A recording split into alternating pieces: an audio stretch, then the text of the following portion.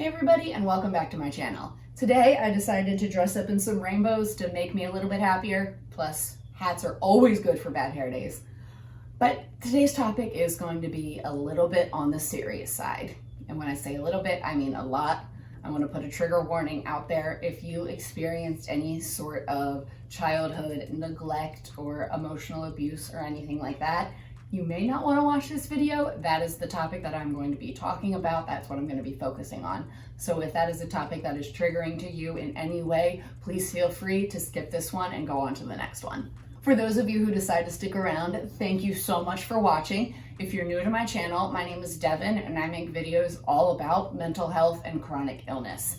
If you're a returning viewer, thank you so much for coming back. I love you all so much. Please make sure that you smash that like button for me, click subscribe if you haven't already, ring the notification bell, and if you have any questions or comments about anything I say in this video, please feel free to leave them down below and I will get back to you guys.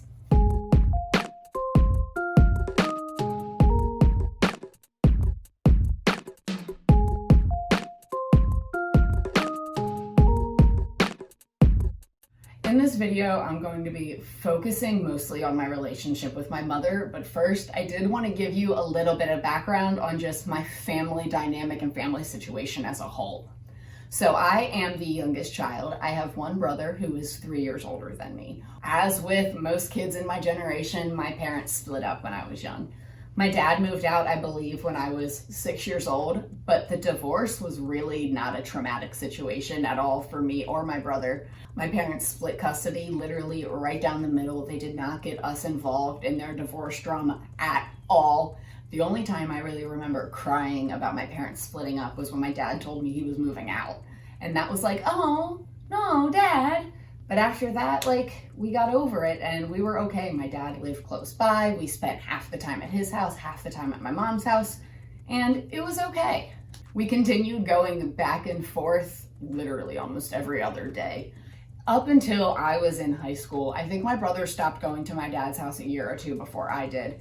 But once I hit high school, I decided that I wanted to stay permanently at my mom's house, simply because I didn't want the back and forth anymore. So as my 14-year-old self, I decided I wanted to live at my mom's house, which is the house that I grew up in, the house I knew best, and I wanted to stay there most of the time. My dad was still in my life. It wasn't like I decided to live at my mom's house and I never saw my dad again. But starting in high school, I lived with my mom full time, and I stayed there almost up until I moved down to Georgia about a year and a half ago. There were a few years where I moved out, but I was only like 10 minutes down the street, and a lot of the problems that I'm going to talk about were still kind of occurring. So for the majority of my life, the vast majority of my life, I have lived with my mom. And my mom, I don't want to say that she's this terrible person. I know that she has had a lot of hurt and trauma in her life too, but she doesn't know how to handle it, and I end up being the victim of all of that. If you've seen my previous videos, you'll know that when I was in middle school, my mom lost her job and her sister within the same year. And that's when she started drinking a lot. Now, prior to that, both of my parents had always been drinkers. We, as children, had been growing up in bars. My aunt was a bartender and we would go and hang out there and my parents would hang out. Alcohol was not unusual to us in any way, but my mom started drinking more and more and more. It got to the point where she gets these blackout phases, or at least that's kind of how I see it. She claims she doesn't remember all the stuff she says to me during it, so that's what we're gonna say. So at the same time that my mom started drinking very heavily, I was also becoming a teenager and dealing with a lot of my own mental health issues. So I can't say that I was the most happy, bubbly, pleasant person to be around. I mean, my mom's memories of it are that I was a monster. But my memories are very different. I know that all parents fight with their kids, especially their teenagers. There's a difference between yelling at your kid because they actually did something wrong and just screaming and using your kid as your emotional punching bag because you can't handle your own emotions. So this became a pattern almost weekly. I remember calling my dad all the time, and this happened up until the time I moved out. My mom did stop drinking for a little while and doesn't drink as much as she used to now, but she still does, and she still has these problems and she still won't admit it. So what she would do is she would get blackout drunk, and then something I would do would make her mad. I remember one time it was because she asked me to go get the mustard out of the garage, and I didn't do it immediately. So it's not like I actually did something wrong. I was a good kid. I was a straight A student. All I did was sit in my bedroom and go to dance. Like, I was a good kid.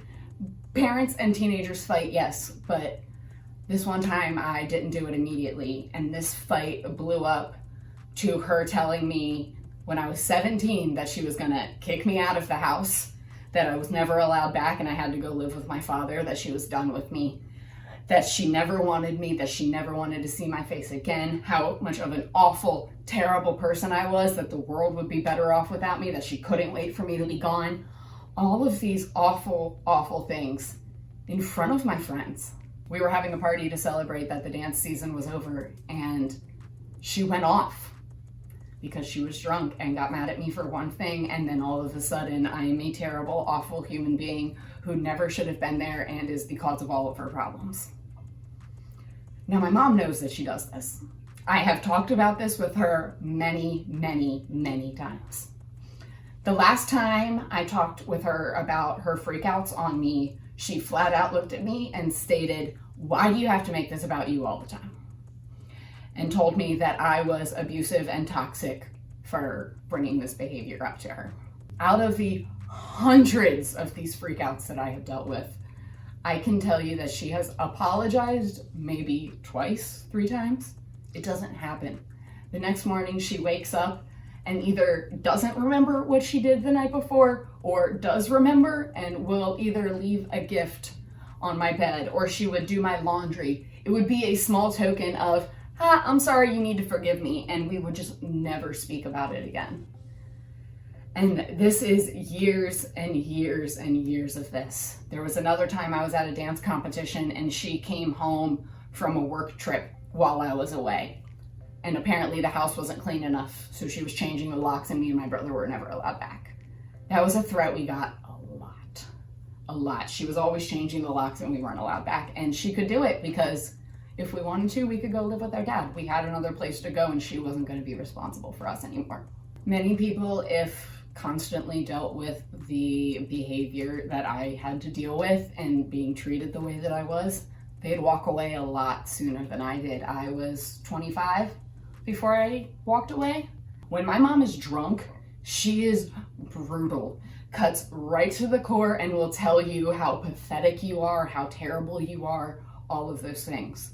When my mom is sober, she tells me how much she loves me, how I'm the greatest thing that's ever happened to her. I'm a gift from God. She can never imagine her life without me, all of those sorts of things. And it becomes very confusing. My mom has this sense of, I need to have you in my life. She also would get really, really upset anytime we tried to get support from anybody else. And I'm not talking about only financial support, because there have been cases where I've gone to her saying, I think I might go to XYZ to help me with school books or something like that. And she would blow up on me. She drilled into me that I have to be independent unless I'm depending on her. I cannot go to anybody else but her. And this is the same thing with emotional support. Me and my mom used to fight, and when I was with my ex, she'd be like, oh, are you just gonna go over to his house now? Yes, I am, because you're telling me that I'm terrible. I'm gonna go to somebody who cares about me. She did not like when me or my brother got emotionally close to other people because she felt threatened. She felt like her relationship with us was threatened. And unfortunately, when you act that way, you're threatening your own relationship with your kids. So growing up in my early adulthood, I had this really confusing combination of my mom when she's drunk telling me how terrible I am, my mom when she's sober telling me how great I am and how I can always come to her and how I can only depend on her, and doing things in a way that it's showing me if I try to go to somebody else for emotional or financial support, that's not acceptable. She was trying to create a sense of dependence on her. If we are dependent on her, we can never leave her. And she even told me one time that her biggest fear in the world was losing me or my brother. but what else do you expect?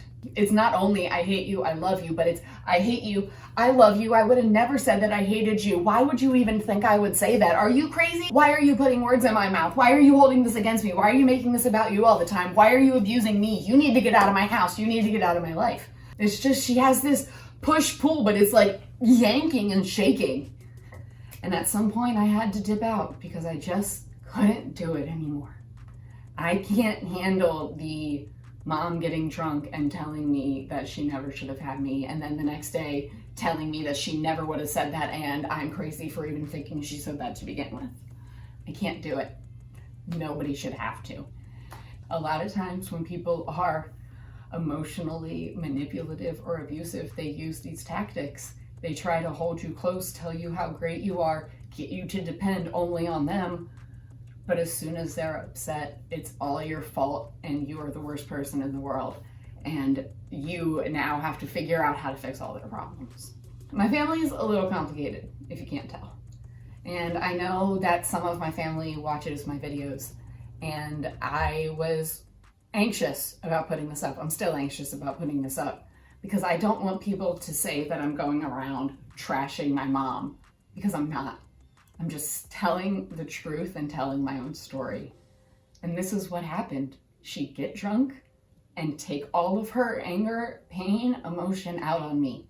And then the next day she would try to convince me it never happened or that it never could happen because she would never say anything like that to me.